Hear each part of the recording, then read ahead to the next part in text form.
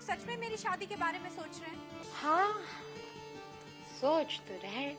जीजा जी तो पहले ही बोल चुके हैं कि वो अपने बेटों से ज्यादा युगांक राय को पसंद करते हैं।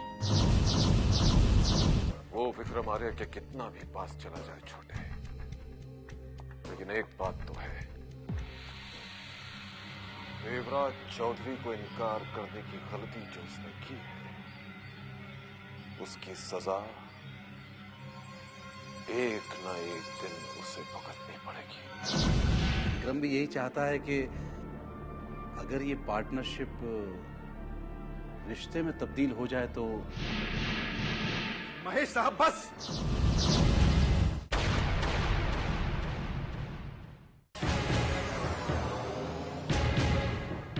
रॉय साहब, मैंने कुछ गलत कह दिया? आप नहीं जानते कि आपने क्या कहा है। ये नहीं हो सकता, कभी नहीं हो सकता।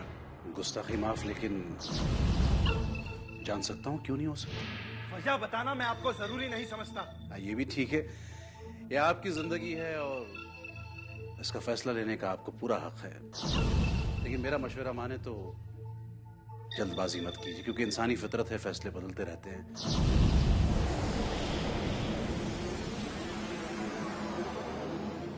इसलिए दोबारा सोचिएगा। मेरा जवाब नहीं बदलेगा महेश साहब। फिर भी रॉय साहब, मुझे आपके जवाब का इंतजार रहेगा। Thanks, thank you so much.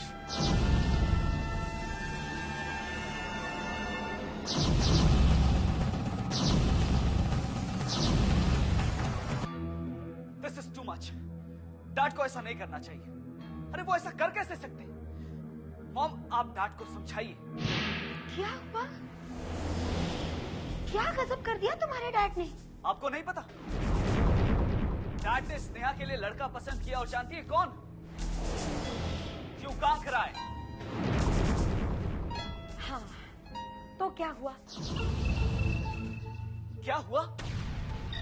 अरे हम उसे ठीक से जानते तक नहीं है मॉम, और फिर हमारी स्नेहा भी कितनी छोटी है, और वो लंदन में रहता है, और ऐसे कैसे डैड किसी से भी स्नेहा की शादी करवा सकते हैं मॉम? रिलैक्स। किस बात पर एतराज है तुम्हें? स्नेहा की शादी पर, या फिर वो लंदन रहता है इस बात पर? किस बात पर विशेष? पता नहीं मॉम, लेकिन मैं इतना जानता हूं कि मुझे वो युगांक राय बिल्कुल पसंद नहीं, खास करके हमारी स्नेहा के लिए तो बिल्कुल भी नहीं। लेकिन क्यों? कोई तो वजह होगी। मॉम, हमारी स्नेहा कितनी प्यारी है, कितनी सुंदर है। उसे युगांक राय से 100 गुना अच्छे लड़के मिल सकते हैं मॉम। फिर युगांक राय में क्या बुराई है? उसमें अच्छाई क्या है मॉम? सिर्फ यही कि वो रिच है, बहुत बड़ा बिजनेस टाइकून है, और है क्या उसमें? उसमें वो सारी खूबियां हैं जो तुम में है, तुम्हारे डैड में है। इसीलिए तो तुम्हारे डैड उसे इतना पसंद करते हैं, और तुम उसे इतना नापसंद करते हो। मॉम! हाँ विशेष, तुम उससे चैलेंज्ड फील करते हो।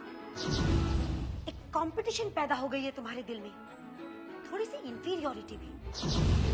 तुम्हें डर है कहीं वो तुमसे ज्यादा तुम्हारे डैड के करीब ना आ जाए। It's impossible. वो मेरे डैड के करीब कभी नहीं आ सकता। मैं डैड का बेटा हूं, मैं उनका खून हूं, उनका सब कुछ, और वो कुछ भी नहीं है। यही तो उसकी खूबी है, वो हमारा कुछ भी ना होते हुए इतना अपना लगता है। आप लोगों को लगता होगा मॉम, मुझे नहीं लगता है। वो मुझे पसंद नहीं है तो नहीं है, फिर इसे आप मेरी इंफीरियोरिटी कहें, मेरी जेलसी कहें, मुझे कोई फर्क नहीं पड़ता। तो आप डैड से जाकर कह दीजिए कि उस युगांक से स्नेहा की शादी सिर्फ इसलिए क्योंकि वो तुम्हें पसंद नहीं है? Of course. क्या मेरी बहन की शादी में मेरी पसंद नापसंद से कोई फर्क नहीं पड़ता है? क्या आप ये चाहती हैं कि स्नेहा की शादी के बाद मैं इस घर में कभी कदम ना रखूं? तुम्हारी इतनी दुश्मनी तो नहीं है युगांक से? है नहीं मॉम, लेकिन अगर ये शादी हुई तो हो जाएगी।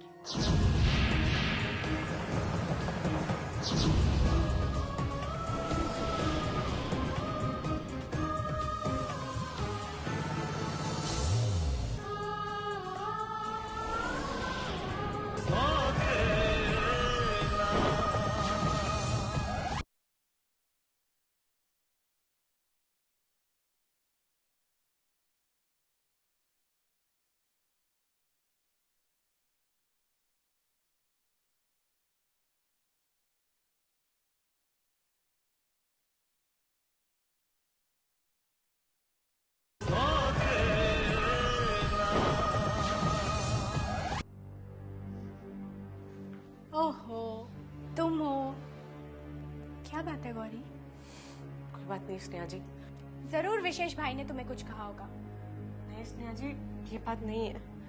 तो फिर मामी ने तुमसे कोई बात कही? वो भी बात नहीं है स्नेहा जी। तो क्या बात है गौरी, मुझे बताओ ना। स्नेहा जी, बात ये है कि बचपन से लेकर आज तक हमने दुख ही दुख देखे हैं। हमें तो दुख झेलने की आदत पड़ चुकी है, पर आप पर आज तक दुख की परछाई तक नहीं पड़ी है। गौरी साफ साफ बताओ क्या बात है। स्नेहा जी, वो माँ जी और बुआ जी आपकी शादी के बारे में बात कर रहे थे। मेरी शादी के बारे में? स्नेहा जी, बुआ जी माँ जी से कह रहे थे कि स्नेहा बड़ी हो गई है, उसकी शादी कर देनी चाहिए। क्या? बुआ जी ने तो लड़का भी पसंद कर लिया है और वो लड़का माँ जी को भी पसंद है। गौरी कौन है वो लड़का? गौरी कौन है वो लड़का? क्या नाम है उसका? नाम तो उसका हम बता सकते हैं, लेकिन स्नेहा जी आप दुखी हो जाएंगे। गौरी मेरे दुख की चिंता छोड़, मुझे बताओ उस लड़के का नाम क्या है? वही जो उस दिन हमारे घर पे आए थे, युगांक। युगांक? युगांक?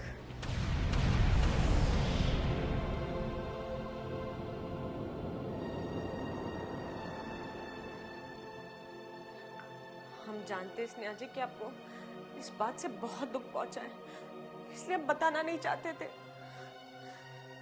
पर हम ये भी जानते हैं कि आप उन्हें नहीं किसी और को पसंद करते हैं। बात पसंद की नहीं है गौरी, बात तो ये है कि मॉम ने मेरे बारे में इतना सब कुछ सोच लिया और मुझे बताया तक नहीं। मैं अभी जाके मॉम से बात कर। रुकिए स्नेहा जी। क्या हुआ गौरी? आप माँ जी के पास बात करने के लिए जा रही है, लेकिन आपने ये सोचा कि माँ जी से क्या बात करेगी? मैं मॉम से कह दूंगी कि मैं युगांक राय से शादी नहीं करना चाहती। और जब वो आपको इसकी वजह पूछेंगे तब आप क्या जवाब देंगी? मैं कह दूंगी मैं शादी नहीं करना चाहती। स्नेहा जी, ये कोई जवाब नहीं हुआ। तो मैं क्या करूं गौरी? अगर मैं इस वक्त चुप रहूंगी तो देखिए स्नेहा जी, हम आपको चुप रहने के लिए नहीं कह रहे। मैं तो ये चाहती हूँ कि पहले आप आकाश जी से बात करिए और फिर सारी सच्चाई माँ जी को बता दीजिए। गौरी, आकाश से बात करके कुछ नहीं होगा। वो इस मामले में मेरी कुछ मदद नहीं कर सकता। तो फिर अब आपका क्या होगा स्नेहा जी? ये तो मुझे नहीं पता गौरी, लेकिन मैंने सोच लिया है कि मुझे क्या करना है। स्नेहा जी, घबरा मत गौरी, मैं कुछ गलत काम नहीं करूंगी। तो फिर? मुझे लगता है मुझे उस युगांक राय से मिलना पड़ेगा। युगांक राय से? हाँ गौरी, मुझे लगता है अगर मेरी कोई मदद कर सकता है तो युगांक राय कर सकता है। देखा अवंतिका, देखा? इतना खिलौना मजाक कुदरत किसी के साथ कैसे कर सकती? वो महेश राज, एक भाई के साथ उसकी बहन की शादी की बात। इसमें उसकी गलती क्या है युगांक? तुम्ही ने तो सच्चाई छुपाई थी। अगर तुमने सच्चाई बता दी होती तो शायद ये नौबत ही नहीं आती। अवंतिका! हाँ युगांक, कब तक झूठ बोलते रहोगे? अपनों से, अपने आप से युगांक, कब तक? अब सच्चाई बताने का वक्त आ गया है युगांक। सच्चाई तुम्हें बतानी होगी, तुम्हें सच्चाई बतानी होगी युगांक।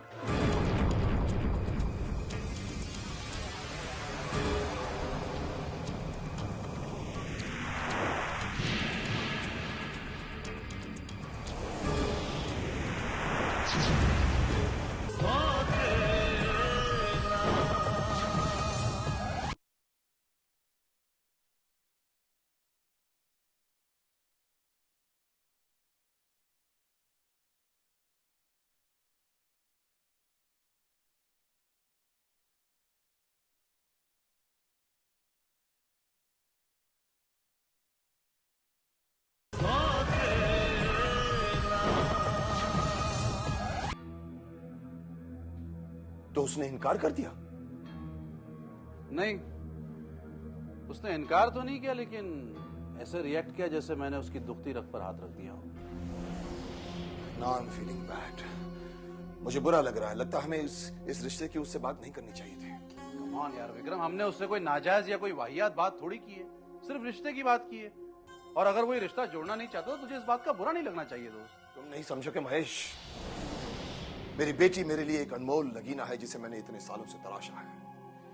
शबनम की तरह अपनी हथेली पर सहेज कर रखा है। कोई उसे इस तरह से कैसे रिजेक्ट कर सकता है? होगी कोई वजह, शायद वो किसी और से प्यार करता हो सकता है वो जो उसकी दोस्त है ना अवंतिका शर्मा, शायद वो दोनों एक दूसरे को पसंद करते हो। I am not too sure, लेकिन जब हाँ मैंने स्नेहा के रिश्ते की बात की तो उस लड़की के चेहरे का रंग उतर गया था। एनीवे, अब हम इस किस्से को भूल जाए तो अच्छा है। इतनी जल्दी नहीं, क्योंकि उसके इनकार के बावजूद मैंने उससे कहा कि वो सोच कर जवाब दे। हालांकि मुझे लगता है कि उसका जवाब ना ही होगा, लेकिन फिर भी क्या? फिर भी ये कि अगर वो इनकार करेगा तो शायद हमें इस बात का तो पता चलेगा कि उसके इस इनकार की वजह क्या है। हाँ, शायद। भैया, आपने तो कहा था कि अगर भाभी आकाश को लेने जाएंगी तो आकाश को जरूर वापस ले आएगी, लेकिन वो तो खाली हाथ लौट आए। हाँ केतकी, मुझे लगता है कि मैंने जानकी को आकाश के पास भेजकर बहुत बड़ी गलती कर दी। क्यों? आपने आकाश को वापस बुलाने का इरादा बदल दिया क्या? नहीं नहीं, मैंने इरादा नहीं बदला है, बल्कि मुझे उसके पास जाना चाहिए था। वैसे भैया, कहना तो नहीं चाहिए, लेकिन भाभी ने आपके और आकाश के बीच सही और गलत की ऐसी दीवार खड़ी कर दी है कि आकाश आपके कहने पर कभी वापस नहीं आएगा।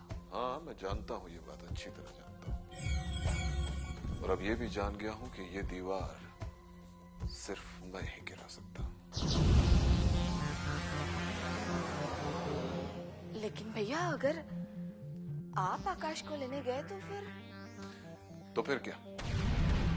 मैं उसे लेने गया तो उसे अपने साथ वापस लेकर आऊंगा। अगर वो जिद्दी है तो मैं भी उसका बाप हूँ। अगर आप उसके साथ जिद या जबरदस्ती करोगे तो फिर वो घर आने के बजाय शहर से भी दूर चला जाएगा। केतकी, तुमसे किसने कह दिया कि मैं उसके साथ जबरदस्ती करूंगा? हाँ? अरे भाई, मैं उसके पास एक जिद्दी बाप बनकर नहीं, बल्कि एक मजबूर बाप बनकर जाऊंगा। अपने आप को उसके सामने एकदम मरा हुआ साबित करूंगा, और दुनिया का कोई भी इंसान अपने बाप को झुका हुआ देखना बर्दाश्त नहीं कर सकता। एक बार, सिर्फ एक बार केतकी, आकाश मेरी मुट्ठी में आ जाए, फिर देखना मैं कैसे विक्रम मार्या को नीचे दिखाता हूं। आकाश, एक बार मेरे पास आ जा।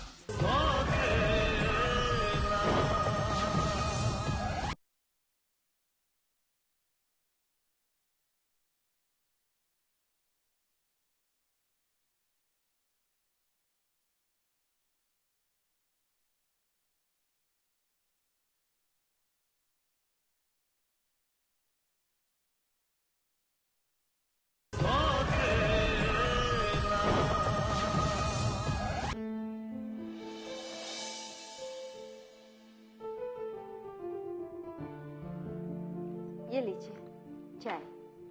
अरे, इसकी क्या जरूरत थी? मैं तो बस इनविटेशन देने के लिए आई थी आपको। हमारी ज्योति की संडे को सगाई है ना, आप लोग आना।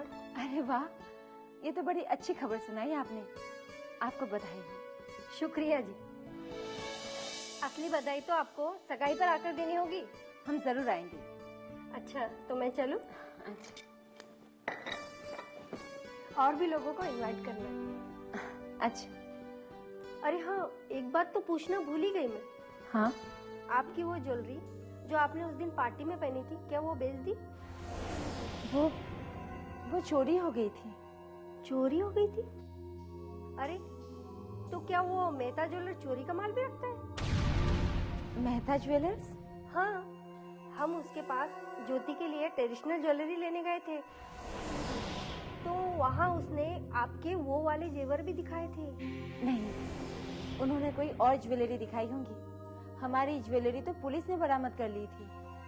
सवाल ही नहीं पैदा होता। मेरी आंखें इस मामले में बड़ी तेज है। हो सकता है कि उसकी डिजाइन सेम हो। मुझे पक्का पता है, मेरी आंखों में उसका डिजाइन बसा हुआ है। वो तो आप ही की ज्वेलरी थी। मुझे पता है जी, ये कारीगर एक जैसा डिजाइन कभी नहीं बना सकते। लेकिन मेरी ज्वेलरी तो मुझे मिल चुकी है मिसेस चोपड़ा। आप कहती है तो मैं मान लेती हूँ, लेकिन जाने दीजिए। आप लोग सगाई में जरूर आना।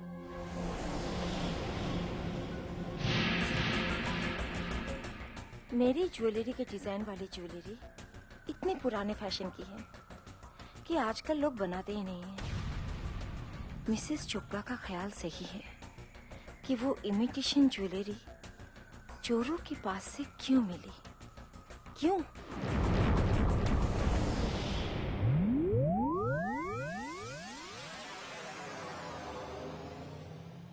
क्या हुआ कामिनी? कुछ नहीं हुआ, मैंने शुभम को फोन कर दिया, वो यहाँ आता होगा। लेकिन कामिनी, मेरी समझ में ये नहीं आ रहा है कि तू शुभम के साथ ये सब नाटक कर क्यों रही है? टीना, ये सब नाटक मैं इसलिए कर रही हूँ क्योंकि मैं चाहती हूँ हमेशा के लिए शुभम मेरा हो जाए। अच्छा एक बात बता, तुझे सब कुछ याद है ना? हाँ मुझे सब याद है, लेकिन शुभम आ रहा है। कामिनी, मुझे तो अब तुझ पर तरस आने लगा है, क्योंकि मुझे लगता है ना तो तुझे तेरा प्यार मिला और ना ही शुभम। नहीं टीना, ऐसी बात नहीं है, मेरा प्यार तो हमेशा मेरे साथ है। हाँ साथ है, लेकिन सिर्फ दिल बहलाने के लिए। ये तो कैसी बातें कर रही है टीना? और नहीं तो क्या। अरे ये जो बड़े बाप के बेटे होते हैं ना, ये सिर्फ दिल बहलाने के लिए प्यार और दोस्ती करते हैं, और जिस दिन इनका मतलब निकल जाएगा ना, उस दिन ये सब भूल जाते हैं। और अब तो मुझे शुभम के बारे में भी ऐसा ही लगने लगा है कि उसने सिर्फ अपने मतलब के लिए तुझसे दोस्ती की, और जिस दिन उसका ये मतलब निकल जाएगा ना, वो तेरी तरफ देखेगा भी नहीं। टीना!